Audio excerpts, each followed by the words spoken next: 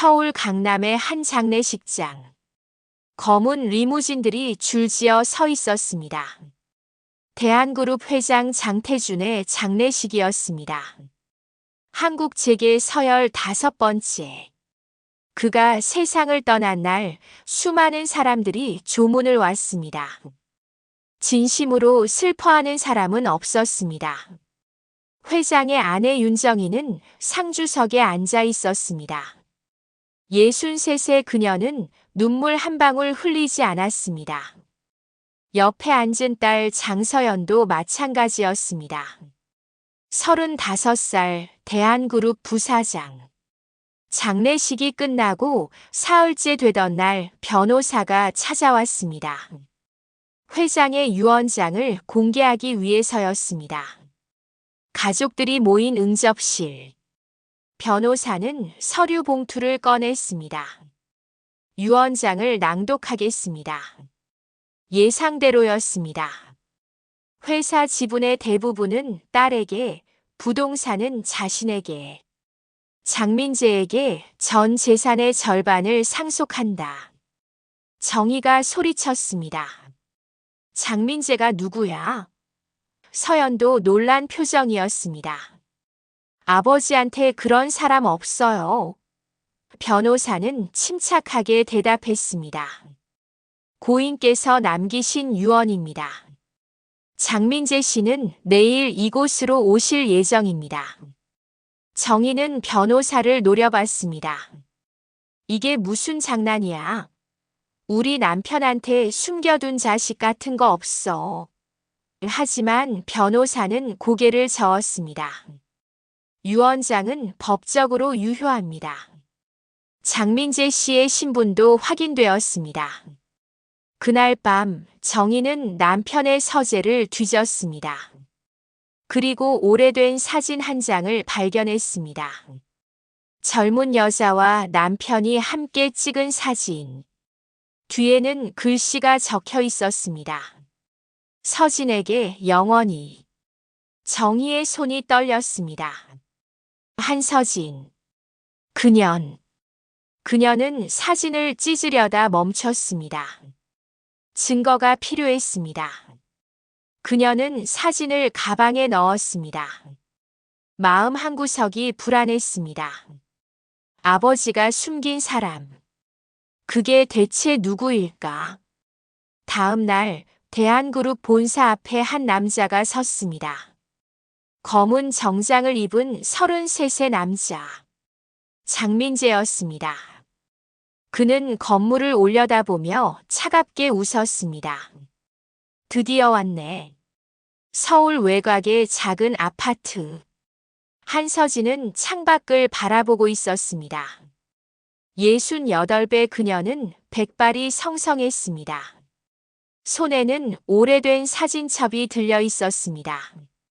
젊은 시절의 자신과 장태준 회장의 사진들이었습니다. 33년 전 그녀는 대한그룹의 비서였습니다. 28살 똑똑하고 아름다웠습니다. 회장은 그녀를 총애했습니다. 처음엔 업무였습니다. 하지만 점점 선을 넘었습니다. 어느 날 밤 야근을 마치고 나오는데 회장이 기다리고 있었습니다. 서진 씨, 저녁 같이 할까요? 그녀는 거절해야 했습니다. 하지만 거절하지 못했습니다. 그날부터 둘의 관계는 비밀이 되었습니다. 6개월 후 서진은 임신을 알게 되었습니다. 회장에게 말했습니다. 회장님, 저 아이가 생겼어요. 회장의 얼굴이 굳었습니다. 어떻게 할 거요? 서진은 울먹였습니다. 모르겠어요. 회장은 며칠을 고민했습니다. 그리고 결정했습니다. 아이를 낳으시오. 제가 책임지겠소. 서진은 희망을 품었습니다. 하지만 회장의 책임은 그녀가 생각한 것과 달랐습니다. 아이가 태어났습니다. 아들이었습니다. 서진은 아기를 품에 안고 울었습니다. 민재야, 엄마가 지켜줄게. 하지만 일주일 후 회장의 비서가 찾아왔습니다. 한씨, 회장님 명령입니다. 아이를 보내야 합니다. 서진은 비명을 질렀습니다. 안 돼요. 이건 제 아이예요. 하지만 막을 수 없었습니다. 아기는 그녀의 품에서 떠났습니다. 회장의 비서가 말했습니다. 아이는 해외로 입양 보냈습니다. 이 일은 비밀로 해주십시오. 서진은 무너졌습니다. 그녀는 회사를 그만두었습니다. 그리고 30년을 혼자 살았습니다. 아들의 얼굴을 잊지 못했습니다. 어제 뉴스를 보다가 회장의 사망 소식을 들었습니다. 서진은 눈물을 흘리지 않았습니다. 이미 그에 대한 감정은 죽어 있었습니다. 하지만 한 가지 걱정이 있었습니다. 민재는 어디서 뭘 하고 있을까? 그때 초인종이 울렸습니다. 서진은 문을 열었습니다. 그리고 그 앞에 선 남자를 보고 얼어붙었습니다. 33세 남자. 아기였던 아들의 얼굴이 그대로 자라 있었습니다. 엄마. 서진의 다리가 풀렸습니다. 민재야. 남자는 어머니를 안았습니다. 엄마 나왔어요. 서진은 아들의 품에서 30년을 울었습니다.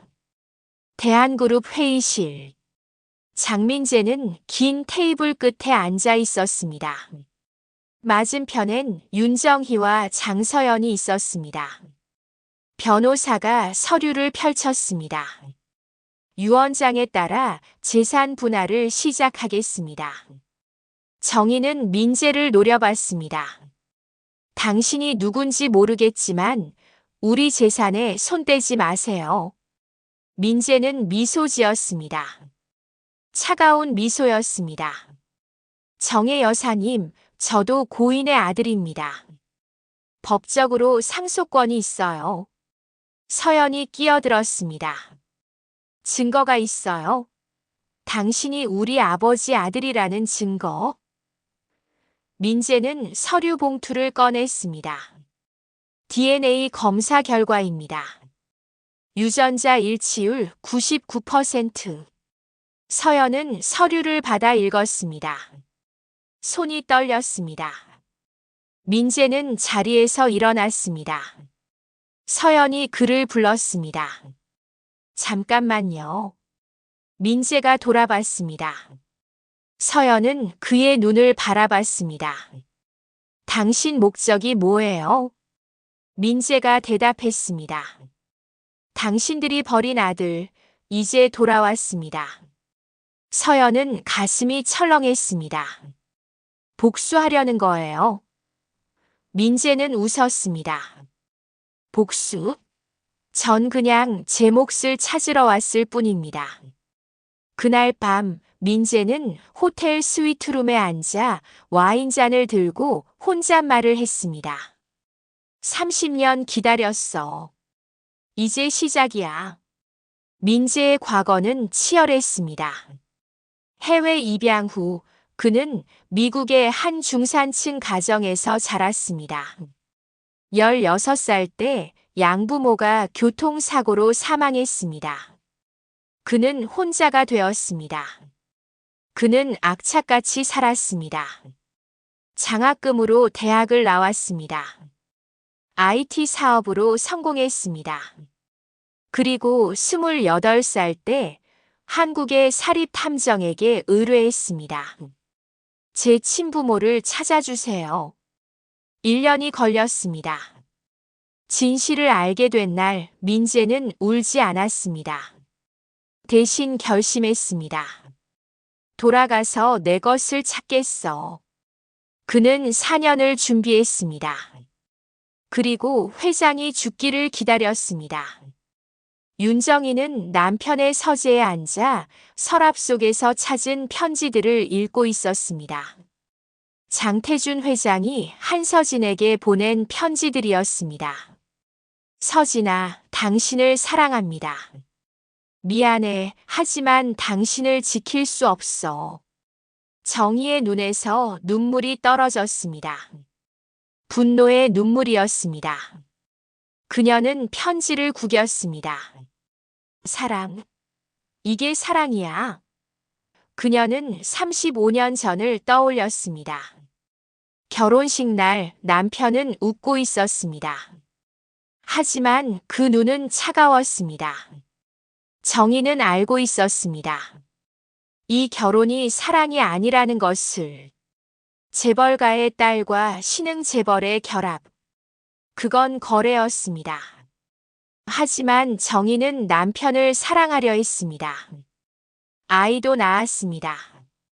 아내의 역할을 완벽하게 했습니다.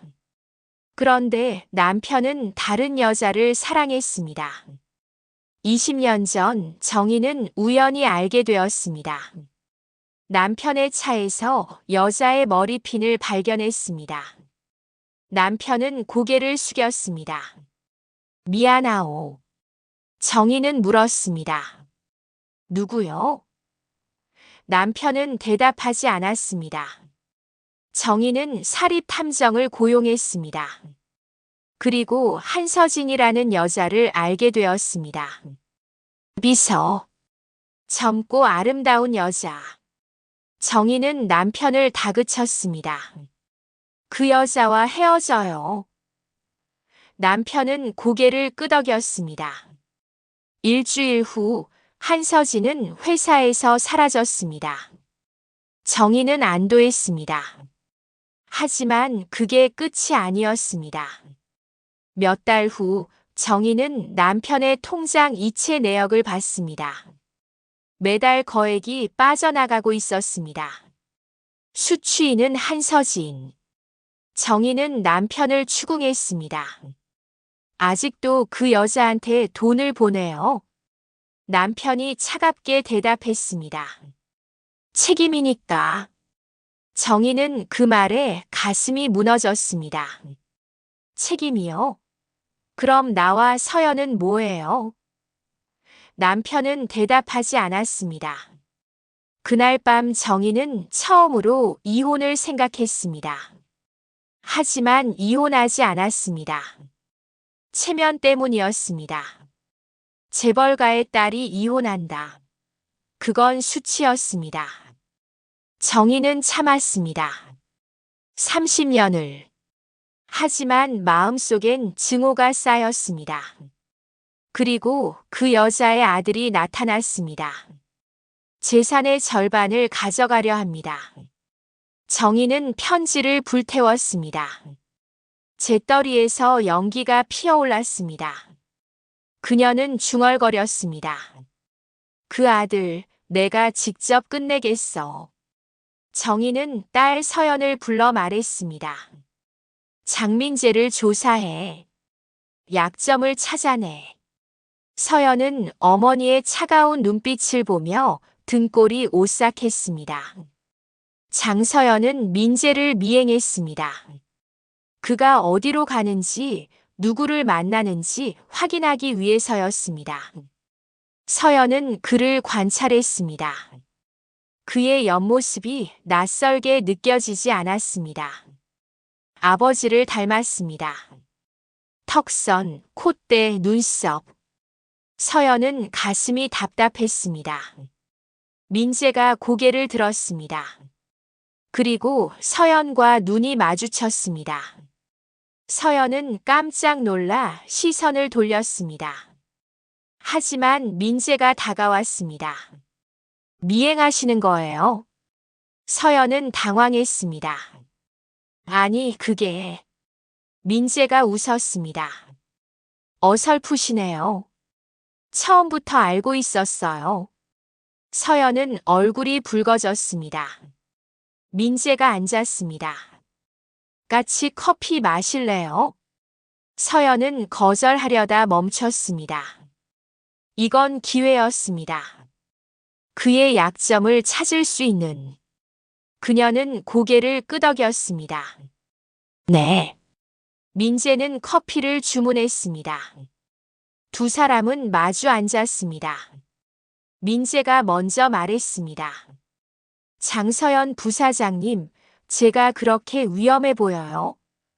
서연은 솔직하게 대답했습니다. 네. 당신의 목적을 모르겠어요. 민재는 커피를 한 모금 마셨습니다. 제 목적은 간단해요.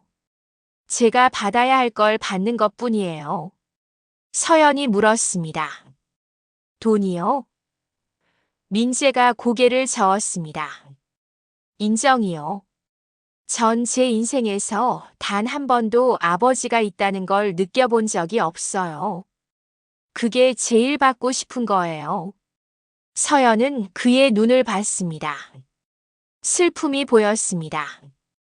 그녀는 마음이 흔들렸습니다. 미안해요. 민재가 웃었습니다. 왜 당신이 미안해요? 당신 잘못이 아닌데. 서연은 더 이상 말할 수 없었습니다. 그녀는 자리에서 일어났습니다. 먼저 갈게요. 민재는 그녀를 잡지 않았습니다. 서연은 밖에 나와서야 숨을 쉴 수 있었습니다. 그날부터 서연은 민재를 자주 만났습니다. 처음엔 조사 때문이었습니다. 하지만 점점 달라졌습니다. 그와 대화하는 게 편했습니다. 그의 미소에 마음이 흔들렸습니다. 어느 날 그녀는 깨달았습니다. 나 이 사람을 좋아하고 있어. 하지만 동시에 죄책감이 밀려왔습니다. 그는 아버지의 숨겨진 아들이었습니다. 이복 남동생. 서연은 고민에 빠졌습니다. 밤마다 잠을 이루지 못했습니다. 어느 비 오는 날 서연은 민재를 만났습니다. 그녀는 떨리는 목소리로 말했습니다. 우리 이제 그만 만나요. 민재가 놀란 표정을 지었습니다. 왜요? 서연은 눈물을 참으며 대답했습니다. 우린 안 돼요. 절대. 민재는 서연의 손을 잡았습니다. 무슨 말인지 알아요. 하지만 전 당신이 좋아요. 서연은 손을 뿌리쳤습니다. 안 돼요. 우린 남매예요. 민재는 얼어붙었습니다. 서연은 울며 달려갔습니다. 민재는 어머니 서진의 집을 찾아갔습니다. 서진은 차를 끓이며 아들을 맞았습니다. 민재야, 무슨 일이야? 민재는 소파에 앉아 한숨을 쉬었습니다. 엄마, 나 뭔가 잘못하고 있는 것 같아. 서진은 아들 옆에 앉았습니다. 민재는 서연 이야기를 했습니다. 서진의 얼굴이 굳었습니다. 민재야, 그 애는 내 여동생이야. 민재는 고개를 끄덕였습니다. 알아요. 그래서 더 괴로워요. 서진은 아들의 손을 잡았습니다. 민재야, 복수는 여기서 그만해. 이제 그만 돌아가자. 민재가 물었습니다. 엄마는 괜찮아요? 그 사람들한테 당한 거 다 잊을 수 있어요? 서진은 눈물을 흘렸습니다. 잊을 순 없어. 하지만 너까지 불행해지는 건 싫어. 민재는 어머니를 안았습니다. 엄마, 미안해요. 서진은 아들의 등을 토닥였습니다. 그때 서진이 말했습니다. 민재야, 내게 줄 게 있어. 그녀는 서랍을 열고 봉투를 꺼냈습니다. 이거 읽어봐. 민재는 봉투를 열었습니다. 편지였습니다. 아버지의 필체였습니다. 하지만 내용을 읽는 순간 민재는 얼어붙었습니다. 서진, 미안하오. 사실 나는 당신과 민재의 친아버지가 아니오. 민재의 손이 떨렸습니다. 이게 무슨 소리예요? 서진은 울며 설명했습니다. 민재야, 네 친아버지는 장태준이 아니야. 그의 동생 장태성이야. 민재는 편지를 떨어뜨렸습니다. 무슨? 서진이 계속 말했습니다. 30년 전 난 장태성을 먼저 만났어. 그 사람과 사랑했어. 하지만 태성은 사고로 죽었어. 그 후에 태준이 나를 도왔어. 하지만 사람들은 네가 태준의 아들이라고 믿었어. 민재는 머리를 감쌌습니다. 그럼 나는 누구예요? 회장의 조카? 서진이 고개를 끄덕였습니다. 법적으론 상속권이 없어. 민재야, 이제 그만 끝내자. 민재는 충격에 빠졌습니다. 모든 복수의 기반이 무너졌습니다. 그는 회장의 아들이 아니었습니다. 유언장도 거짓이었을 수 있습니다.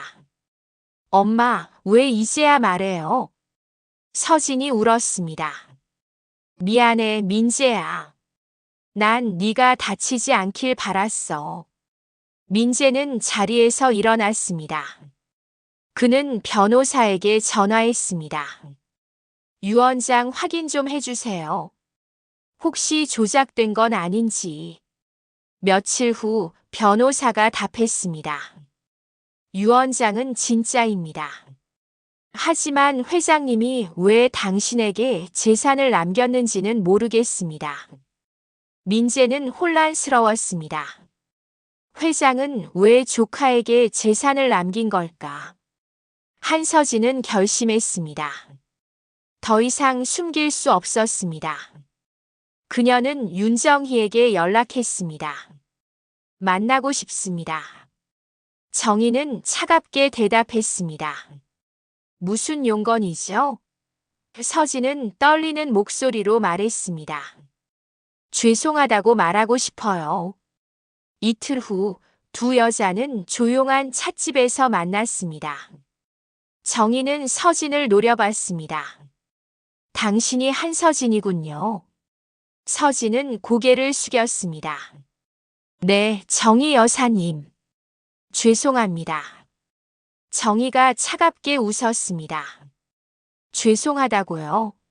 내 남편을 빼앗고 숨겨진 자식까지 낳고 이제 와서 죄송하다고. 서진의 눈에서 눈물이 떨어졌습니다. 변명하지 않겠어요. 전 정말 죄를 지었어요. 정희는 찻잔을 집어들었습니다. 손이 떨렸습니다. 당신 아들, 내 재산 절반 가져가려 하더군요. 그것도 당신이 시킨 거예요. 서진이 고개를 저었습니다. 아니에요. 민재는 제가 말렸어요. 하지만 그 애는 듣지 않았어요. 정희가 찻잔을 내려놓았습니다. 당연하죠. 당신 피가 흐르는데. 서진은 고개를 들었습니다. 여사님, 제발 민재를 용서해 주세요. 그 애는 평생 버림받았다는 상처로 살았어요. 정희의 눈빛이 흔들렸습니다. 내 딸도 상처받았어요. 아버지가 다른 여자 사랑한다는 걸 알면서 자랐어요. 우린 다 상처투성이에요. 서진은 무릎을 꿇었습니다. 그 사람을 사랑한 죄로 평생 벌을 받았어요. 매일 밤 아들 생각에 울었어요. 이제 그만 끝내고 싶어요. 정희도 눈물을 흘렸습니다. 30년의 원망이 녹아내렸습니다. 두 여자는 한동안 울었습니다.